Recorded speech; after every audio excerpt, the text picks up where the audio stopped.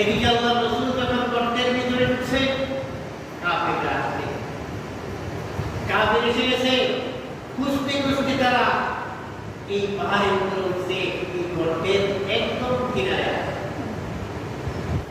চতুর্দিকে বেষ্টন করে নিয়েছে। হযরত সিদ্দিক রাদিয়াল্লাহু তাআলা বলতেছে, ইয়া রাসূলুল্লাহ, আমাদেরকে দেখে নেবে, কারণ আমাদের পাও উপর থেকে দেখা ভক্তর করে আসতেছে। সিদ্দিক আকবর তিনি বলতেছেন, ইয়া রাসূলুল্লাহ, আমাদের কি উপায়? রব্বুল আলামিনের নামে সূরাতুত তাওবার মধ্যে আছে আয়াত, আল্লাহর নবীকে বলেন, আবু সিদ্দিক, লা তাহজান ইন্নাল্লাহা মা'ানা। ও সিদ্দিক, ভয় করো না, আল্লাহ